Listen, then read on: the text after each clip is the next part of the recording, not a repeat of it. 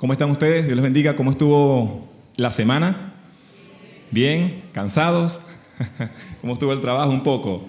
Sí, damos gracias al Señor. Bueno, ya la semana está terminando. Queremos, no sé cómo lo recibieron esta mañana, con un cafecito, un abrazo seguramente. Espero que lo hayan recibido muy bien. Me gustaría, antes de pasar a los hermanos que van a citar unos versículos bíblicos, saber quiénes nos visitan por primera vez. De hecho, siguen entrando más personas. Todos los domingos tenemos visita en nuestra iglesia y me gustaría conocer quién nos visita por primera vez. Levante su mano para conocerle. Ahí hay 1, 2, 3, 4. Dios les bendiga, Dios te bendiga, Dios te bendiga. Que sean muy bienvenidos.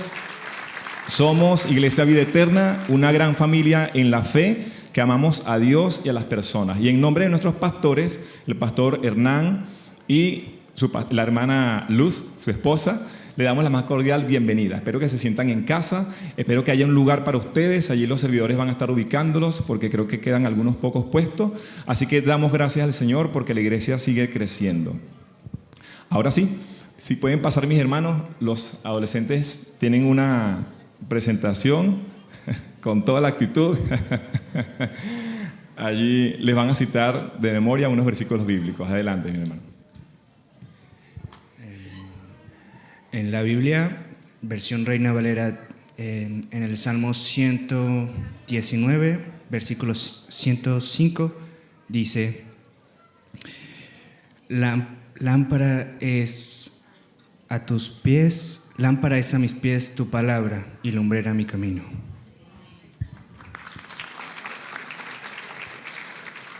El Salmo 119, 111 dice: por heredad he tomado tus testimonios para siempre, porque son el gozo de mi corazón. Y el 112 dice: mi corazón incliné a cumplir tus estatutos, de continuo hasta el fin. El versículo 127 dice: por tanto, amo tus mandamientos más que el oro, sí, más que el oro fino. Y el 129 dice: maravillosos son tus testimonios, por los que los guarda mi alma. Amén, amén. Muchas gracias. Pueden pasar. Muchas gracias, mis hermanos. Hemos estado estudiando a lo largo de estas últimas semanas justamente una serie que se titula AT-NT. No TNT, como el pastor lo ha dicho muchas veces, no se confundan, es una serie no de TNT, tampoco de Netflix, nada de eso. AT, Antiguo Testamento, y NT, Nuevo Testamento. El mensaje que transforma. ¿Cuántos creen que el mensaje de Jesús transforma las vidas y la mente? Amén, ¿verdad? Nosotros somos testigos. Todos los que estamos acá, los que hemos creído en el Señor, hemos notado un cambio, ¿no? Que el Señor ha transformado nuestra mente. Y hemos estado viendo a lo largo de estas últimas semanas, como lo decía, varios mensajes. No los voy obviamente a profundizar en cada uno de ellos. Está en nuestro canal de YouTube. Ahí está el detalle de toda esta serie, pero sí voy a dar un muy breve resumen de las que hemos visto hasta ahora. Y la primera de ellas se tituló La palabra transforma, ¿verdad? Y hablamos de que la palabra transforma, restaura el alma y alumbra los ojos. ¿Ya? Eso estaba en Salmos 19, quizás no se acuerdan porque fue la primera serie, fue el mes pasado. Tenemos el segundo mensaje, que fue el poder de la palabra de Dios, que el poder de la palabra de Dios no solamente fue para crear, o es para crear, sino también para darnos vida y para salvarnos. ¿Ok? El tercer mensaje se tituló ¿por qué estudiar la palabra de Dios? Y a ver, ¿por qué recuerdan ustedes por qué debemos estudiar la palabra de Dios? ¿Lo recuerdan? Por su autor, creo que escuché a alguien allí. Efectivamente, por su autor, nada más y nada menos, porque Dios mismo, ¿verdad? Dice la palabra que toda la escritura fue inspirada por Dios. Por lo tanto, toda la palabra es palabra de Dios. Entonces, es por su autor. También dijimos que es el libro más vendido, ¿verdad? Es el libro más vendido, millones de copias se han vendido. Es el libro más amado, pero es el libro también más odiado por muchos. Y el pastor ponía una ilustración de que, por ejemplo, usted va con la Biblia bajo el brazo, en la mano, como la quiera llevar, y la gente lo identifica, y ¿quién dice? Allá va un cristiano evangélico, allá va un cristiano.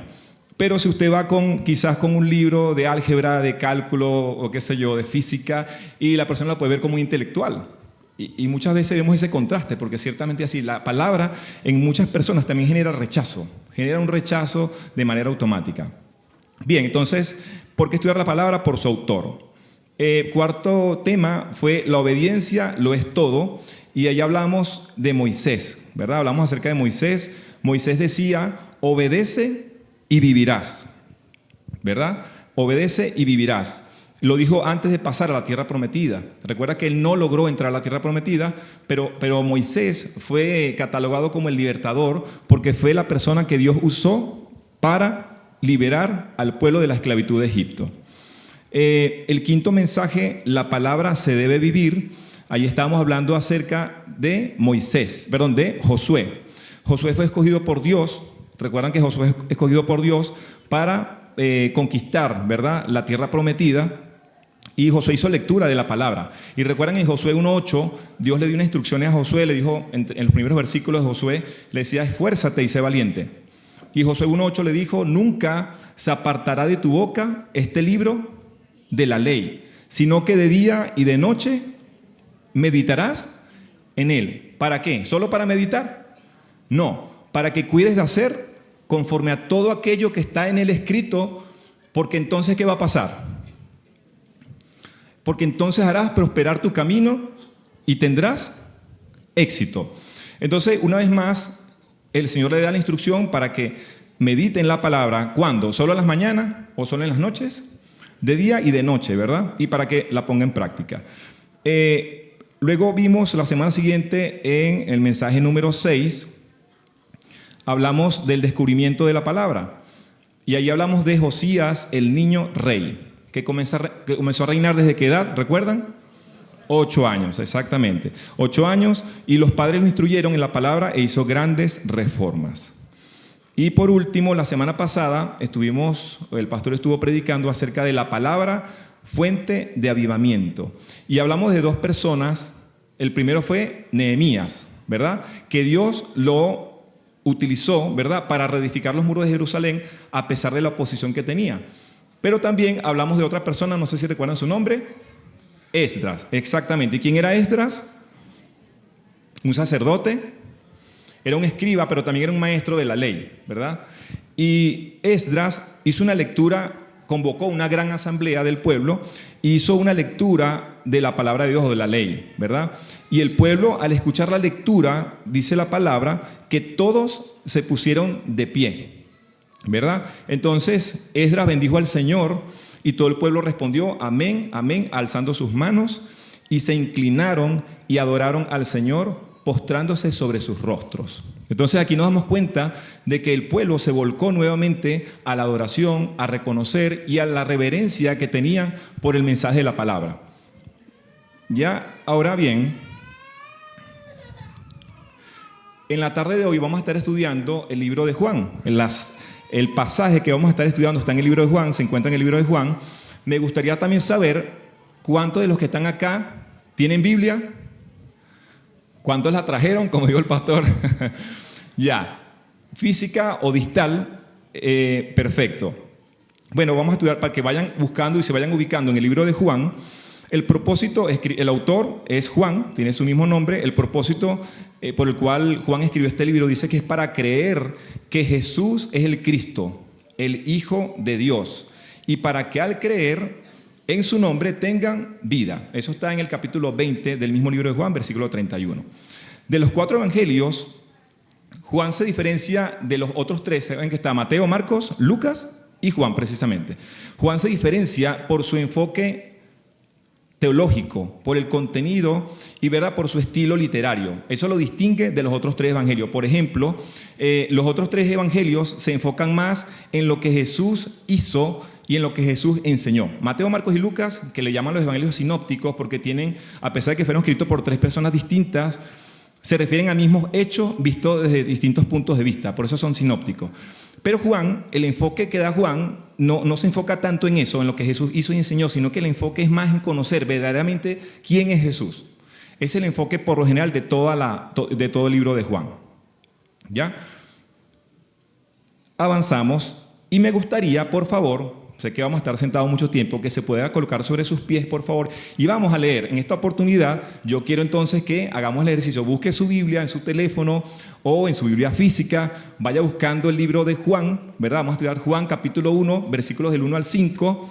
Si no tiene Biblia, se acerca a un hermano y comparte allí con su hermano el pasaje que vamos a estar leyendo y estudiando en esta tarde.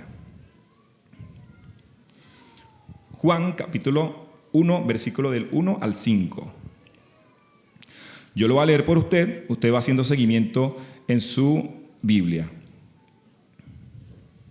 Sí lo tiene ya la mayoría, ¿verdad? La ventaja en el teléfono es que es fácil de buscar, ¿verdad? En la Biblia física quizás es un poquito... Juan está entre el Antiguo y el Nuevo Testamento. No, mentira. Juan está entre el cuarto libro del Nuevo Testamento, así. No es entre Génesis y Apocalipsis, no, tampoco así. Ya, versículo 1 dice, en el principio ya existía el Verbo, y el Verbo estaba con Dios. Y el Verbo era Dios. Él, refiriéndose al Verbo, Él estaba con Dios en el principio. Por medio de Él todas las cosas fueron creadas. Sin Él, nada de lo creado llegó a existir. En Él, en el Verbo, estaba la vida. Y la vida era la luz de la humanidad. Esta luz resplandece en la oscuridad y la oscuridad no ha podido apagarla. Pueden sentarse, mi hermano, muchas gracias. Bien, y el tema que vamos a desarrollar hoy se titula Jesús, el Verbo preexistente. Jesús, el Verbo preexistente.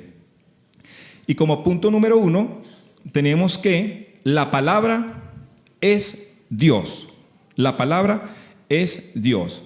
Y ahora sí, vamos a comenzar a desarrollar el mensaje.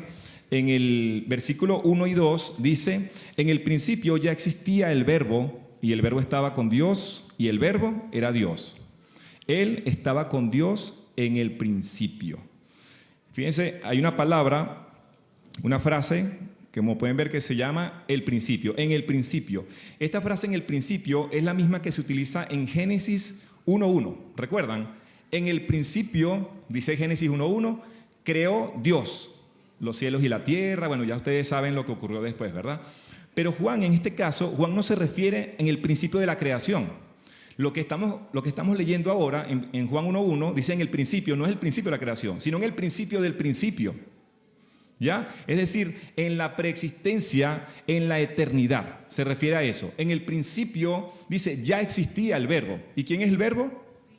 Cristo Jesús, ¿verdad? Entonces Jesús ya existía. Entonces, de estos versículos se desprenden 3 puntos centrales, como es la preexistencia de Jesús, como el Verbo, ¿verdad? Es decir, la existencia de Jesús no comenzó en un pesebre. La vida de Jesús no comienza, ciertamente nació en Belén de una virgen y nació, ¿verdad? En ese momento, pero la existencia de Jesús no comienza allí. Aquí estamos hablando de la eternidad, ¿verdad? De que Jesús existió mucho antes de ello. ¿Sí? Como segundo punto, el Verbo estaba con Dios. Es decir, dice, el Verbo estaba con Dios. ¿Quién es el Verbo? Jesús. ¿Jesús estaba con quién? No estaba solo. Estaba con Dios, el Padre. ¿Cierto? Eso quiere decir que estaba cara a cara. Estaba delante de Dios. Por lo tanto, esto también nos enseña, verá que claramente son 2 personas. ¿Cierto? Aquí hay 2 personas. Jesús está cara a quién? De cara a cara o frente a Dios el Padre. Entonces aquí nos damos cuenta de la Trinidad, por ejemplo, porque hay quienes piensan que Dios no es trino, es decir, no es Padre, Hijo, Espíritu Santo. Claro, aquí en esta oportunidad no estamos mencionando el Espíritu Santo, ¿verdad? Pero en el pasaje nos damos cuenta claramente que Jesús y el Padre son 2 personas. Pero hay algo importante y viene el tercer punto, y el Verbo era Dios. ¿Quién es el Verbo? Jesús. Entonces Jesús es Dios. Y aquí nos damos cuenta que el Verbo es plenamente Dios. Eso quiere decir que comparten la misma naturaleza divina del Padre. Eso quiere decir que Jesús es Dios, es decir, no es superior a Él, sino que comparte la misma naturaleza del Padre. El Verbo no es una creación tampoco de Dios, porque hay quienes piensan que Jesús fue un ser creado. Y nos vamos a dar cuenta más adelante y vamos a demostrar que no es así. No es creado, porque Dios le permitió que Jesús creara todas las cosas. Ya lo vamos a ver más adelante. tampoco es una entidad separada del Padre. No es una entidad separada del Padre y tampoco es un semidios, como algunos creen y dicen que Jesús es un semidios y que está subordinado al Padre. No es así, sino que dice claramente que Jesús es Dios. Muy bien. Me gustaría hacer un paréntesis porque en sus Biblias, si se dan cuenta cuando la leyeron, no sé si algunos de ustedes notaron, depende de la versión que hayan leído, pero hay versiones de Biblia que dice que en el principio, dice la palabra que en el principio ya existía el verbo, ¿verdad? Y a veces en algunas versiones puede decir que en el principio ya existía la palabra. ¿Cuántos de los que están acá, de sus citas, de sus libros que leyeron en el libro de la Biblia, dice en el principio ya existía la palabra? Sí, hay algunos que dicen en el principio ya existía la palabra. ¿Y cuántos leyeron que, como yo leí, que en el principio ya existía el verbo? La mayoría, ya. Justamente, por eso quiero mencionarles que en el original en que fue escrito la Biblia, no solamente el libro de Juan, sino la mayoría de libros del Nuevo Testamento, fue escrito en un idioma que se llama griego, específicamente el griego koiné, porque este lenguaje o este idioma era el más utilizado para la evangelización en el mundo mediterráneo en la época. ¿Ya? Era el lenguaje más común para esa época. Y bueno, fíjense que hay una curiosidad, bueno, que Juan, siendo judío, él hablaba arameo y él pudo haberlo escrito en otro idioma. Pero se escribió en este griego koiné porque era el griego, como les digo, que era más usado para aquella época y lo que se quería tener era que tuviera un alcance mayor, que no solo quedara para el pueblo judío, sino que quedara abierto para que sea más entendible y comprensible para los que no eran judíos, es decir, para los gentiles. Por lo tanto, la palabra logos, que es el original en griego, se escribe logos, por lo tanto es también correcto decir que en el principio ya existía el logos, podríamos decir también, la palabra o el verbo. Significa lo mismo. Lo que pasa es que en latín, cuando tradujeron del griego koiné a latín, se pronuncia verbum, ¿ya? Y de ahí viene la palabra verbo. Pero es lo mismo. Por si acaso usted nota una diferencia, que yo leo verbo y usted tiene palabra, es lo mismo. Entonces, lo que queremos decir con esto es que, bueno, Dios siempre ha querido transmitir y comunicarse con la humanidad por medio de su palabra, ¿verdad? Y justamente vamos a ver el siguiente versículo que dice que Dios, dice Hebreos capítulo 1, versículo del 1 al 2, primera parte, dice que Dios, que muchas veces y de muchas maneras habló a nuestros antepasados en otras épocas por medio de los profetas. En estos días finales nos ha hablado por medio de su Hijo, ¿ya? Y aquí nos damos cuenta precisamente de que Dios ha insistido en comunicarse con el ser humano, siempre, a lo largo de toda la humanidad, a lo largo de toda la historia. Y es importante mencionar también que Dios se reveló y comunicó con su pueblo de distintas maneras utilizando diferentes medios y diferentes tiempos. Y yo quiero que veamos gráficamente porque la mención de muchas maneras sugiere que la forma de comunicación variaban, es decir, Dios hablaba a través de sueños, Dios también hablaba a través de los profetas, Dios también hablaba a través de visiones, de palabras directas, de símbolos, entre otros, ¿ya? Y la imagen que vamos a ver a continuación, allí la van a ver proyectada, esa imagen representa de manera muy resumida, a lo largo de toda la historia, cómo Dios ha intentado comunicarse con la humanidad. Allí lo pueden ver rápidamente, podríamos ver algunos ejemplos, ¿verdad? Cómo Dios ha tratado de comunicarse en principio de la creación con el primer hombre que fue Adán. Hablaba de manera directa con él. Adán lo escuchaba, le respondía y tenían una conversación. Y Dios le decía, le daba instrucciones, debes hacer esto, debes hacer aquello, no puedes comer de este árbol. Y bueno, y allí ustedes ya conocen esa historia, ¿verdad? También habló allí vemos varios ejemplos, está Noé, está Abraham, donde habló de manera audible con él. Pero por ejemplo, el caso de José. Dios también se comunicaba con José. ¿Recuerdan la historia de José? El soñador, ¿verdad? Dios le hablaba a través de sueños y también tenía el don de poder interpretar esos sueños.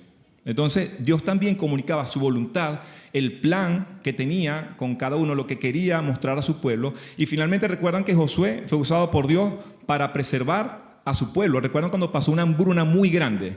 Y después José entendió y dijo, verdaderamente Dios me usó, ¿verdad? Y estoy acá con el propósito de poder salvar al pueblo, porque iban a morir de hambre.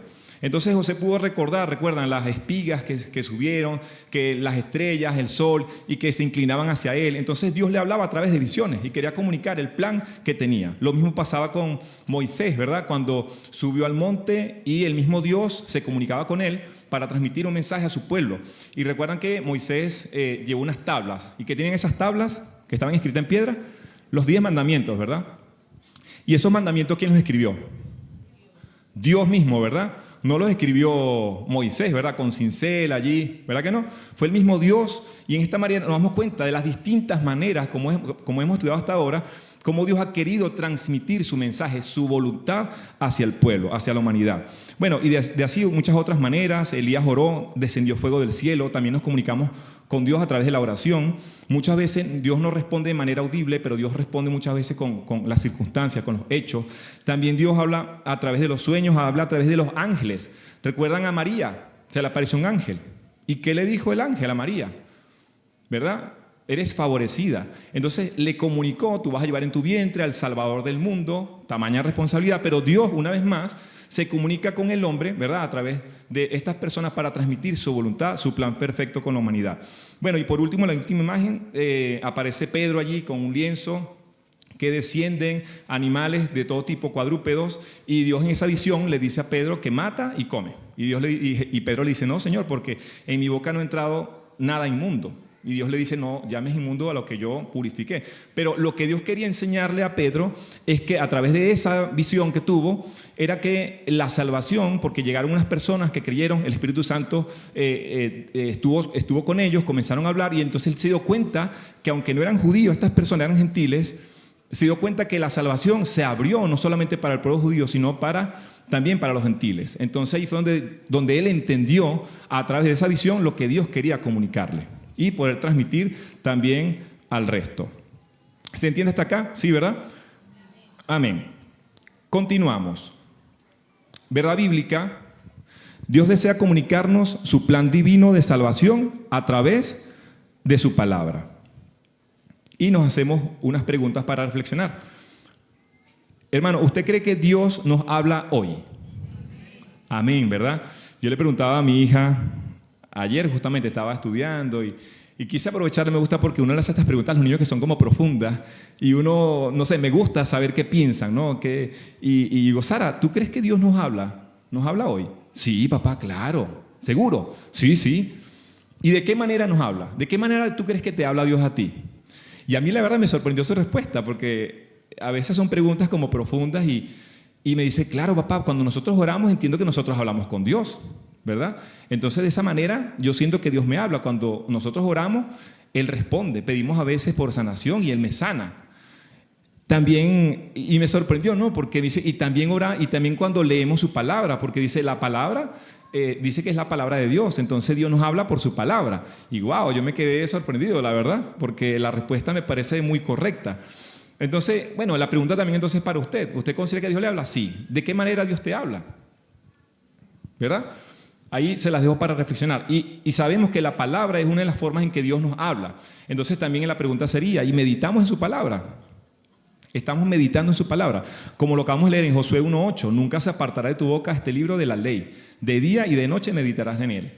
También está en Salmos 1:1, dice: bienaventurado el varón que no anduvo en consejo de malos, ni se detuvo en camino de pecadores, ni en silla de escarnecedores asentado, sino que en la ley de Jehová está su delicia o deleite, dependiendo de la versión, y en su ley medita de día y de noche. Entonces aquí vemos el paralelismo que hay en esta cita, que el Señor nos manda a nosotros que tenemos que meditar en su palabra. De día y de noche. Constantemente debemos meditar en su palabra. Amén.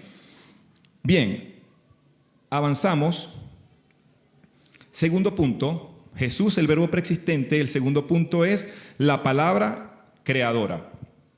El primero fue la palabra es Dios. Segundo punto, la palabra creadora. Y vamos al versículo número 3. Dice la palabra: por medio de Él. ¿De quién es Él? Del verbo de Jesús o de la palabra. Dice: todas las cosas fueron creadas. Sin Él nada de lo creado llegó a existir. Entonces, bueno, aquí recordemos, como ya lo sabemos, que Él se refiere al verbo, que es lo mismo, la palabra, el logos, ya se los expliqué. Entonces dice que por medio de Él creó todas las cosas. ¿Y qué es todas las cosas? Todas las cosas, ¿verdad? Todo. Bueno, yo quiero que a través de la siguiente imagen podamos también tener una ilustración y darnos cuenta que son todas las cosas. Porque muchas veces quizás podríamos omitir alguna. Bueno, para resumir, ustedes saben, bueno, el universo, las galaxias, ¿verdad? Los planetas, el sol, la luna, las estrellas, todo fue creado por Él. Pero también, no sé si sabía, los ángeles, ¿verdad? La parte espiritual también, lo que es visible, pero también lo invisible, y eso incluye a los ángeles. Eso incluye a los ángeles. Recordemos también que hay una estructura jerárquica de ángeles. Hay serafines, la Biblia dice que hay querubines, hay arcángeles, ángeles propiamente, tronos, potestades, principados. Lo espiritual, ¿verdad? Lo invisible también fue creado por Dios. Bueno, por supuesto la tierra, ya sabemos en Génesis 1:1, ahí está todo el detalle de todo lo que creó Dios, ¿verdad? En la tierra, los animales, el agua, la noche, el día. Y finalmente la creación creó al hombre, ¿verdad? Dice la palabra en el siguiente pasaje, Colosenses capítulo 1, versículos del 15 al 16, dice: Él es la imagen del Dios invisible, el primogénito sobre toda la creación, porque por medio de Él fueron creadas todas las cosas. ¿Cuáles? En el cielo y en la tierra, visibles e invisibles, sean tronos, poderes, principados, autoridades, todo ha sido creado por medio de Él y para Él. Entonces aquí sí vemos un poquito más de detalle de qué se refiere todo. Todo es todo. Ahora, me gustaría aclarar también en este versículo 15, en la primera parte, dice que Él es la imagen del Dios invisible. Entonces eso quiere decir que el Padre es invisible. Es decir, no lo podemos ver, porque es espíritu.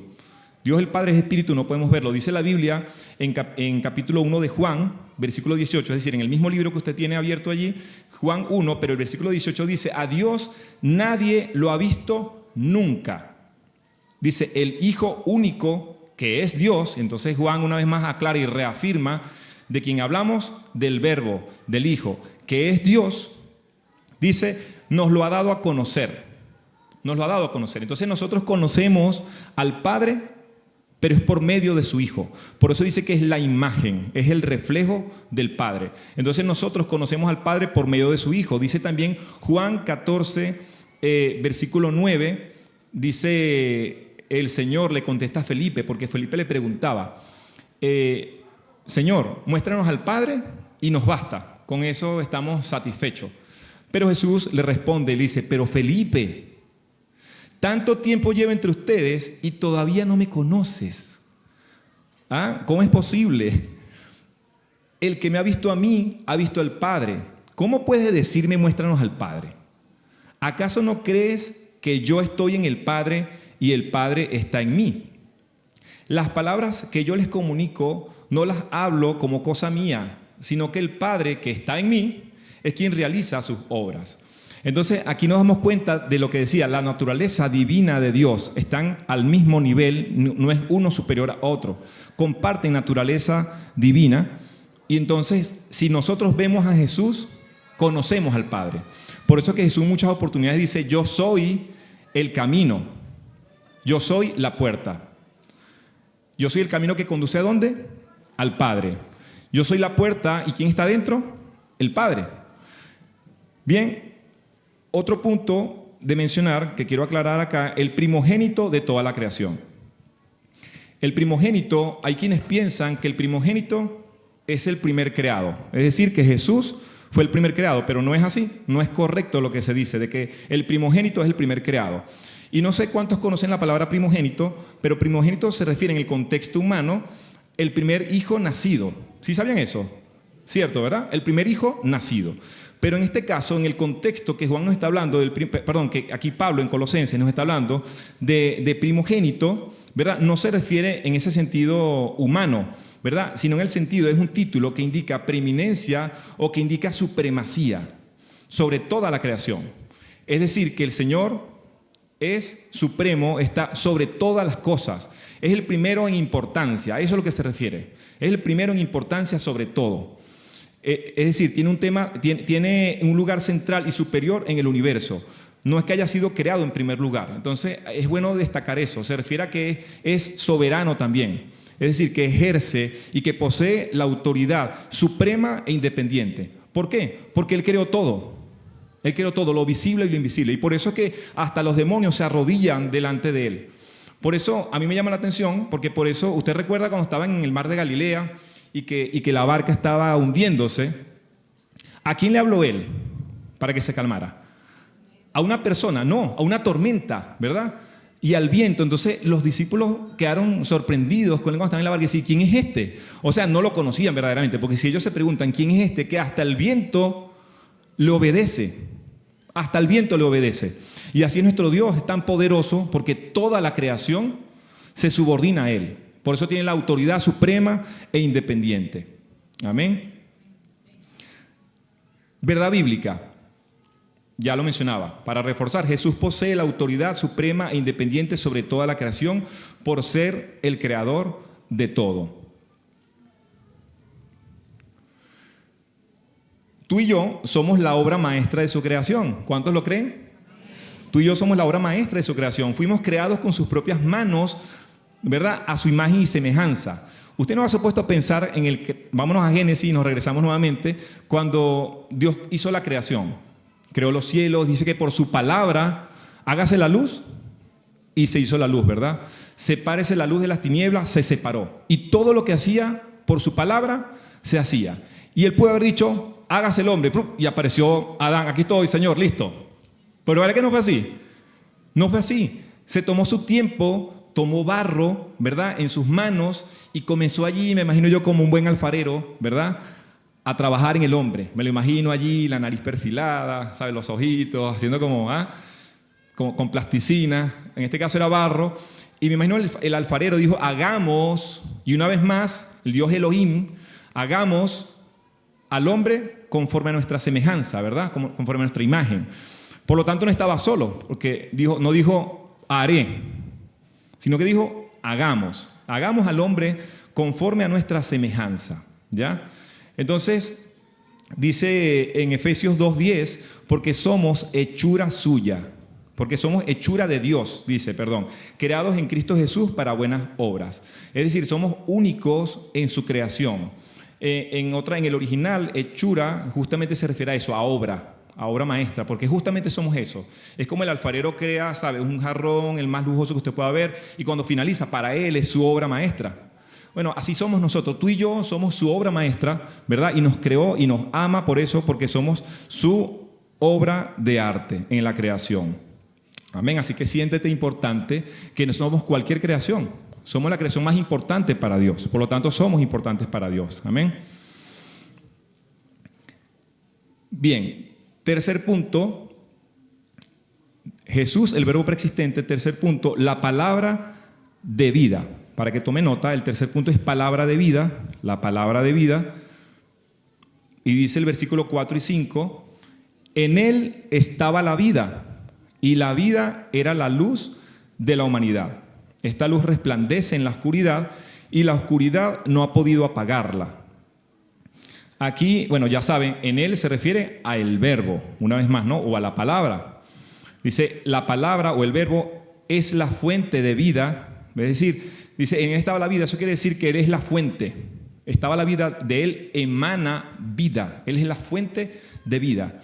Por lo tanto, dice, y la vida es luz. Dice, la vida era la luz de la humanidad. Entonces, quiere decir que la vida es luz. Por lo tanto, nosotros podríamos pensar, si la palabra es vida y la vida es luz, entonces la palabra es luz también, ¿cierto? Y lo acabamos de leer. Justamente lo tengo acá en mis notas. Salmo 119, 105, lo leía uno de mis hermanos, y decía, lámpara es a mis pies tu palabra, y lumbrera a mi camino. Por lo tanto, la palabra, efectivamente, la palabra es luz. Es luz, es una lumbrera, nos alumbra, nos dice el camino por el cual nosotros tenemos que transitar, el camino que debemos recorrer. Entonces nos guía, nos ilumina y nos muestra el camino que debemos andar. ¿Y cuál es el camino? Dice el Señor Jesús, yo soy el camino, la verdad y la vida. Entonces, ese es el camino que nosotros debemos transitar. Dice el siguiente pasaje en Primera de Juan, capítulo 1, versículos del 1 al 2. Dice, lo que ha sido desde el principio, lo que hemos oído, lo que hemos visto con nuestros propios ojos, lo que hemos contemplado, lo que hemos tocado con las manos, esto les anunciamos respecto al verbo que da vida. Y dice el siguiente, esta vida se manifestó. Entonces aquí nos está diciendo Juan una vez más, ¿verdad? Que esta vida, que es Jesús, ¿verdad? Se manifestó. Nosotros la hemos visto, damos testimonio de ella y les anunciamos a ustedes la vida eterna que estaba con el Padre. Fíjense, también una vez más refuerza que la vida eterna que es Jesús estaba con el Padre y que se nos ha manifestado. Y yo quiero, a través de la siguiente imagen, que usted pueda decirme si relaciona esa imagen con algún hecho que ocurrió y que está en la Biblia. Ajá, Lázaro, escuché por allí, ¿verdad? ¿Sí? ¿Conocen la historia de Lázaro? La resurrección de Lázaro, ¿verdad? Eso está en el capítulo 11 del libro de Juan que estamos estudiando. Y fíjense, bueno, voy rápidamente a contarle porque está todo el capítulo 11, pero ustedes recuerdan la historia de Lázaro. Lázaro era un muy amigo de Jesús, era amado por Jesús. Y Lázaro tenía, ¿cuántas hermanas? 2, ¿verdad? ¿Cómo se llamaban? María y Marta, exactamente, María y Marta. Bueno, un día Lázaro estaba muy enfermo, muy enfermo y le dicen al Señor, el Señor no estaba en Betania, pero lo mandan a buscar. Oye, mira, el que tanto amas está enfermo, para que prácticamente le están diciendo, no es para que lo visites solamente, sino para que lo vayas a sanar. Y Jesús le respondió a esos mensajeros, esta enfermedad no es para muerte, es para la gloria de Dios. Entonces, bueno, para resumir el cuento, Jesús sabía lo que iba a ocurrir porque por supuesto es Dios, pues era hombre, pero también en ese momento era Dios. Entonces él sabía que Lázaro iba a morir, pero era para la gloria de Dios. Entonces dice la Biblia que se quedó a propósito 2 días más donde estaba, justamente esperando ese momento, que muriera. ¿Ya? Lo cierto es que, bueno, finalmente Jesús está con los discípulos y les dice, vamos que tengo que ir a despertar a Lázaro. Y entonces ellos dicen, pero ¿cómo que despertarlo? ¿Acaso es que durmiendo, imagino que es como que está en reposo, durmiendo se va a recuperar? Entonces ellos no entendieron. Estoy parafraseándole la historia obviamente porque no la vamos a leer completa. Entonces le dicen, no, tuvo que decirle claramente, Lázaro ha muerto. Lázaro ha muerto. Entonces, bueno, ellos arrancaron y fueron camino a donde estaba Lázaro y en eso sale a su encuentro su hermana Marta, llorando, muy triste, llorando, y le dice que si estuvieses acá, mi hermano no hubiese muerto, reclamándole, en pocas palabras, reclamándole al Señor, pues a Jesús, porque era muy amigo de la familia. Y entonces Jesús le hace una pregunta muy profunda. Y Jesús le dice a Marta, Marta, yo soy la resurrección y la vida. Y el que cree en mí, aunque esté muerto, vivirá. Y el que vive y cree en mí, no morirá eternamente. Y le hace la pregunta, ¿tú crees esto?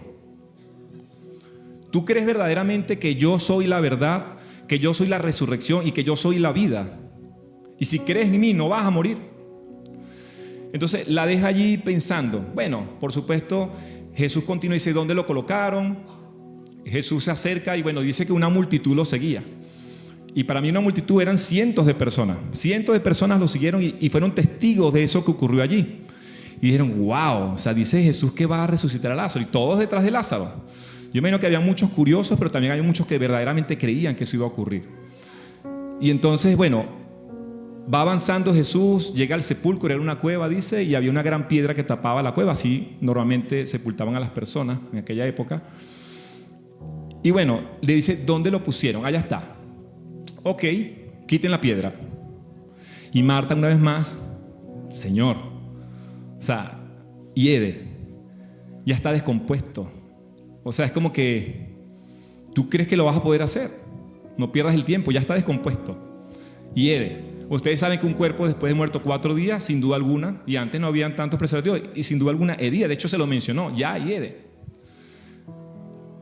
Y le dijo una vez más: Marta, ¿no te he dicho que si creyeres verás la gloria de Dios? Entonces, cuando el Señor le preguntó, ¿crees esto? ¿Ustedes creen que lo entendió entonces? ¿Lo creyó?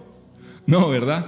Porque le hace la segunda pregunta nuevamente, ¿verdad? Le dice: Marta, ¿no te he dicho, no te lo dije ya, que si creyeres verás la gloria de Dios? Y entonces dice que Jesús oró y dijo: gracias, Padre, porque me has oído, ¿no? Porque siempre me has escuchado. Y dice que lo hizo para que la multitud viera, ¿verdad?, que él era el Hijo enviado por Dios. Y entonces allí, después de orar, el Señor dice: Lázaro, ven fuera. Y wow, yo me imagino esos segundos, porque él no mandó a buscar, vayan, entren y saquen a Lázaro de la cueva. No, para que Lázaro mismo se levantara y caminara, ¿verdad? Y llega, y yo imagino esos segundos de silencio que hubo. Lázaro, ven fuera. Y todos esperando quién salía dentro de la cueva. Y sale Lázaro caminando con vendas, porque así lo sepultaban antes, con vendas en los pies, en las manos, y tenía un sudario, dice, en su rostro. Y dice que le quitaran las vendas, dice el Señor Jesús. Y de verdad para mí es sorprendente, para mí es uno de los milagros más sorprendentes en la Biblia, porque por supuesto hubo muchos, dice Juan también allí, que si se contaran, ¿verdad?, todas las cosas que Jesús hizo no cabrían, pues los rollos de todos los milagros que el Señor Jesús hizo, ¿verdad? Y aquí nos damos claramente cuenta de que el poder que tiene nuestro Dios de poder dar vida. Por eso la palabra, que es el verbo, que es Jesús, es vida. Él mismo lo declaró, y hay 7 declaraciones que Jesús también hace en Juan, y las tengo por acá. Juan 6:35 dice: yo soy el pan de vida. Juan 6:35. Juan 8:12 dice: yo soy la luz del mundo. Juan 10:9, yo soy la puerta. Juan 10:11, yo soy el buen pastor. Juan 11:25, yo soy la resurrección y la vida. Juan 14:6, yo soy el camino, la verdad y la vida. Juan 15:1, yo soy la vid verdadera. No hay nadie en este mundo, nadie que se atreva a decir yo soy. Yo soy el que soy. Yo soy el primero y el último, el alfa y la omega, principio y fin, el creador de todo el universo, de todo lo que hay. Y todo se sujeta a Él, todo se sujeta a su voluntad. Dice la palabra en capítulo 10 de Juan, versículos 17 y 18, dice: por esto el Padre me ama, porque yo doy mi vida para volverla a tomar. Nadie me la quita, escuche bien, nadie me la quita, sino que yo la doy de mí mismo. Tengo autoridad para darla y para volverla a tomar. Este mandamiento recibí de mi Padre. Y es precisamente lo que Jesús hizo en la cruz del Calvario. Ustedes recuerdan cuando fue crucificado, ¿verdad? Él mencionó unas palabras, y eso está más adelante, el versículo que sigue, vamos a verlo, Mateo 27:50, 49:50. Dice: los demás decían: déjalo a ver si viene Elías a salvarlo. ¿Recuerdan cuando estaba crucificado que hablaban mal de él? Pues no, déjalo a ver si viene Elías a salvarlo. Entonces Jesús, dice versículo 50, Jesús volvió a gritar con fuerza y entregó su espíritu. O sea, Jesús en ese momento, si él quería, podía quedarse 6 horas más. Si él quería, podía hacerlo, porque él es la vida. Y él mismo lo está diciendo, su Padre le encomendó: tú eres, ¿verdad?, el dador de la vida, y tienes la autoridad para quitarla y para volver a tomar y la entregarla de ti mismo. Y eso fue lo que hizo él. Entregó su espíritu, entregó su vida. Ese es el Dios que yo quiero presentarte en esta tarde ya. El Dios verdadero. Quiero que te lleves de acá con este mensaje, te lleves quién verdaderamente es Jesús. ¿Qué es lo que al final quería Juan con este libro? Que fue escrito para que crean en el Cristo, en que Jesús es el Hijo de Dios y que por medio de Él nosotros tenemos salvación. Es a través de Él. Verdad bíblica: Jesús es Dios, creador de todo lo que existe y la fuente inagotable de vida eterna. Ese es Jesús, nuestro Dios, grande y poderoso, en quien hemos depositado nuestra confianza, nuestra fe, al único, al gran yo soy, al que era, al que es y al que ha de venir. Amén. Amén. Fuerte aplauso para el Señor.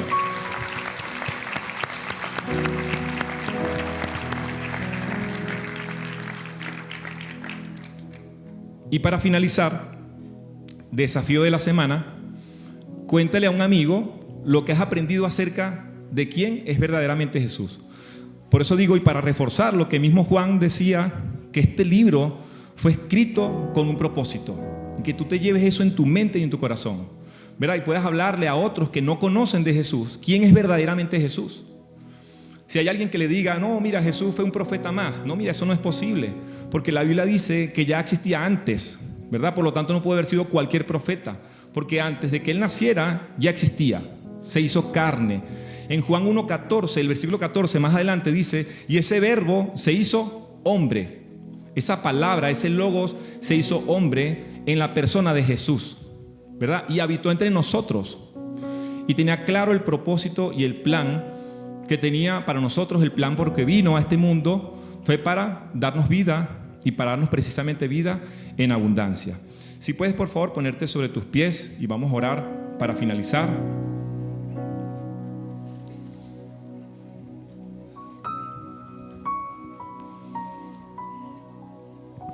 Padre, te damos gracias, mi Dios. Gracias por tu palabra, Señor. Hemos leído tu palabra, hemos reflexionado en ella, Señor. Y yo te pido en el nombre de Jesús, Señor, que esa palabra que se ha sembrado, Señor, en este momento, pueda quedar atesorada en nuestro corazón, que podamos meditar en ella día y noche, Señor. Hoy hemos conocido quién es el verdadero Dios, quién es el verdadero autor de la vida, quién es el verdadero autor de la creación. Y a ti, mi Dios, rendimos todo honor y toda gloria por los siglos de los siglos, Señor. Gracias, Señor, por tu palabra, por este mensaje que nosotros hemos estudiado, Señor, en esta tarde.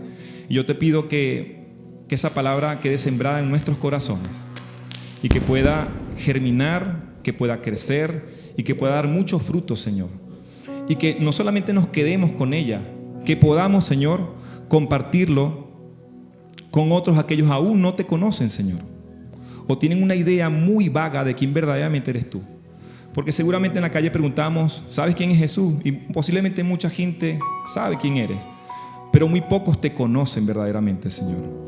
Así que yo te pido que tú puedas revelarte a sus vidas, Señor, por medio de tu palabra, y que tú uses a cada uno de los que estamos acá presentes, Señor, que tú puedas usarlos para darte a conocer, Señor, a todos a los que aún no te conocen. Te pido que bendigas a mis hermanos, Señor, en esta mañana, en esta tarde, y que bendigas a las familias, Señor, que están aquí representadas. Creemos que tú tienes el poder absoluto sobre todo, Señor, aún sobre la muerte.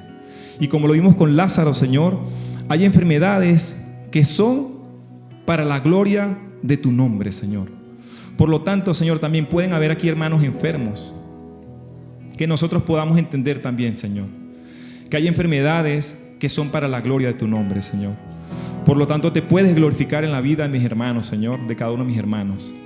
Y aquel que pueda venir quebrantado, aquel, Señor, que tiene problemas en su matrimonio, pueda ser restaurado por el poder de tu palabra, Señor.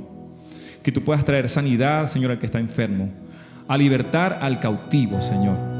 Bendice a cada uno de los presentes, mi Dios amado, y a ti te damos toda la gloria y la honra por los siglos de los siglos, Señor. Amén. Y quiero hacer una segunda oración por aquellos quizás que aún no te conocen. Padre, yo quiero pedirte, Padre, por los que aún no te conocen, a quienes aún nos ven a través de la transmisión por YouTube y ven este mensaje y lo están escuchando, Señor. Yo quiero pedirte que te manifiestes a sus vidas, Señor, que hoy hayan podido ver a ese Jesús que quizás habían conocido de oídas nada más, Señor, pero que en esta hora ellos puedan conocer al Dios verdadero, que tú te puedas revelarte a ellos, Señor, y que ellos puedan reconocer que tú eres el único y verdadero Dios. Así que, Padre, te pido que los bendigas y te pido que repitas conmigo esta oración. Padre Celestial, te doy gracias, mi Dios. Gracias porque hoy he conocido verdaderamente quién eres tú, Señor. Eres el Dios verdadero, el que murió en una cruz para salvarme de mis pecados. Porque no es por mis méritos, Señor, sino por el sacrificio que tú hiciste en la cruz por mí. Te pido que me puedas inscribir en el libro de la vida, Señor, y que perdones mis pecados y que puedas salvarme, Señor, porque solo en ti hay salvación. Todo esto te lo pido, Padre, en el nombre de Jesús. Amén y amén. ¿Hay alguien acá que haya repetido conmigo, me haya acompañado en esta oración y quiera aceptar al Señor como su Salvador? Dios te bendiga, Dios te bendiga, Dios te bendiga, Dios te bendiga, Dios le bendiga, Dios les guarde. Bueno, al final hay un grupo de conexión a quienes levantaron su mano que le van a entregar una literatura y te van a guiar en estos próximos pasos, ¿verdad? Y bienvenido a la familia del Señor. Dios les bendiga, mis hermanos.